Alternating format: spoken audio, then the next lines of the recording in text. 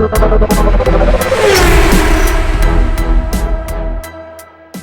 Blair Desworth. I'm a member of Blue Line Racing. We've been going since 1997, so this is what, our 27th year. When I started this program, Terry Ennis back in the day, and we've gone from one car, now we've got 3 race cars. And this one is the one that I pilot. It's a 2009 Mustang S197. We've done a lot of work to it. When we first got it, had the 3-valve in it, the supercharged. It wasn't really all that fast. And we got a sponsor through Shelby Canada, and basically he fronted the money to put a brand new Coyote Gen 2 engine in it, along with a Hellion twin turbo kit. So right now she's pushing out about 875 for the wheels. We're kind of flirting between, is it going to be a road car, or are we going to keep driving around the street, and then finally made the decision it's going to be strictly a drag car. So this year we made a lot of changes on it again, thanks to Mike Heel.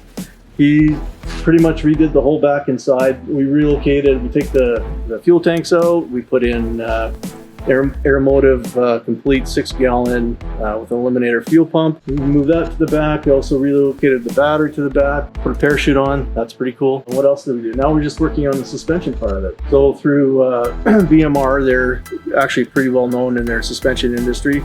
They do a lot of late model cars, newer cars. Anyways, this kit here is specifically for this car. So it's a bolt-in, everything that you need from the lower control arms, upper control arms, the sway bar. So what we're trying to do is nail down the 60-foot, try and get it as short as possible. So with all these improvements, we got a set of Penske racing shocks coming here in the next couple of weeks.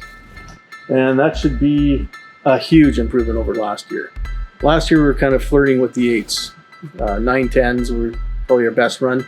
This year I'm pretty confident we're going to be in the 8s. I'm saying that on camera. Oh, that's awesome.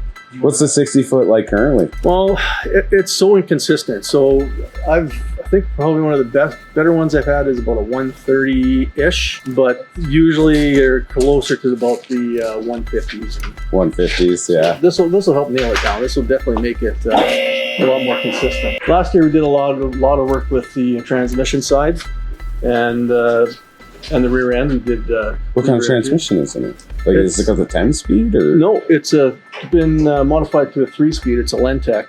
Oh, okay. So we had Steve Merritt come in and give us a hand fitting that up because we were having problems burning up transmission all the time. So yeah, we ended up sending the valve body to Lentec, and they were actually good enough to revalve everything and sent it back, and it's been good ever since. That's awesome. Here's the handiwork of Mike. Like I said, he's been nothing but awesome.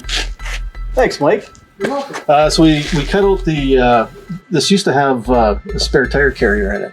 So we cut that out, and then we put some bars underneath it to kind of strengthen it up, and then we put this plate on top of that. And then we put the Aeromotive fuel tank in, and like I said, the relocated the battery. What kind of fuel are you guys running? It's you guys on like C12 or something like that? Yeah, or? It's a race fuel. I think it's just don't me on that. It is a race fuel. Yeah, there's still lots of work that we're doing. Have you guys tried E85 at all? No, haven't flirted that yet. No? No, everybody's saying, you gotta try it. Extra probably like 65 to 100 horse just by going to E85 is what my guess is. Wow, yeah. That's maybe somewhere down the road. I'm having enough fun with this. This is hard enough to kind of manage and get my head around as it is. So it's been a lot of fun. Does it take off nice and straight? It really had a really hard weight transition to the right, because that's basically with the stock, kind of a stock setup for the suspension. It really didn't hold it well, so there was a lot of rear end sag. Yeah. So with this new suspension on it, it should be launching a lot straighter. So it'll squat and go instead of just going off to one side. Yeah, it's and then with the interior, we've done a little bit of work on this too. Being compliant with some of the NHRA rules, we had to put a window net in, and we had to build a kind of a barrier wall, a firewall in the back, which Mike did with some metal. Yeah, this car has one job now: go fast straight. Wow. Okay. Oh, that's pretty slick. Nice setup. Yeah, it's slowly getting there. I've got a lot more work to do with a lot of the wiring, because when this thing was kind of running on the street as well, it was running off the 2 ECUs. So there's one computer for the engine management and one computer for the body management. Now that we're kind of getting rid of a lot of stuff, starting coming out with a lot of wiring harnesses. What are you guys running for the engine management? Well, I've been using the TurboSmart, the boost there. So we can kind of regulate the how much PSI for the turbos and stuff in the wastegates. But it still has like a stock ECM in it, or? No, there is an upgraded one. I can't remember what it is. It was through Ford Racing, to tell you the truth. Wow. Yeah. And Shelby too. That is so cool. I can't believe that with the engine. Yeah, this is really cool. The amount of work that it took to actually get this thing to fit in here. Eventually it all came together. So there it is. That is a Gen 2 Coyote Illuminator. So that's the Ford factory racing engine that they have. So it's got all the forged internals. It can handle all the boost. And then with the Precision turbos, 62 millimeters, 62 or 64. Ball bearing, so they can hold a lot more. Because we originally had the needle bearings, we were burning through turbos every year. We burned through one of them, so that's kind of cleaning that up. Oh, that's a beautiful setup. Yeah, it's starting to get there. Still lots of stuff to do. It's a good thing I have a good wife because I'm here every weekend, every day. Man, that is like such a tight fit. Like there's no space at all. The only decent part about it is if a guy had to actually get at it, this all comes out pretty easily. Just a matter of getting in it. And then, you get these out, there's quite a bit more room, but. Yeah, that's amazing.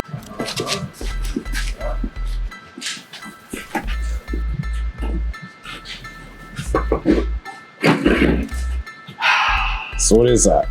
This here is a parachute. And why would you need that? Anything over 150 miles an hour requires a parachute. So we're hitting 150 miles an hour this year. So we're going to launch a parachute. Very cool. Kind of complements the car, I think.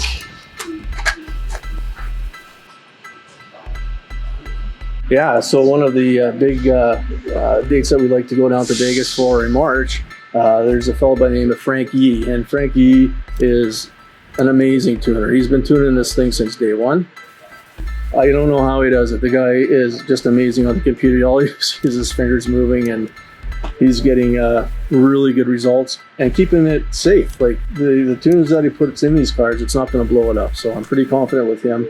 Now that we've cut the mufflers off, there's less back pressure, so I'm going to bring it back to him in March, and he's going to tweak it again, and hopefully we can get a few more horses out of it. So do you bring it right to him, and he dyno tunes? Yeah, he's got a hub dyno, which is actually quite a bit nicer than just a regular drum dyno. Yeah. Drum dyno. Yeah, so he got that last year, so I was one of his first customers to put the car on. That's pretty cool. Yeah, and that's when we found out our limited slip on the rear end was gone because one tire was only spinning on the hub, so that's fixed. Fix that up. What do you think it's going to make? Well, I'm still confident it'll still be about the 875, maybe 890 at the most. I don't want to go really too crazy. I mean, it's quick enough as it is. I'm more interested in longevity as well. This car has to last because it's all sponsored money that goes into it, right? And our time and efforts. So we just can't afford to yank out an engine and throw in a new one. So yeah, could put in more boost, could probably get another 50, 60, 70 horse out of it, but at the end of the day, what's it going to cost? So, pretty happy with the way it's running right now. How long has it lasted so far? Well, he's done the last tune was last March, and we probably, I don't know, I'd say I did about 20 runs, 25 runs. Yeah, in fact, this thing launched so hard in Vegas last year.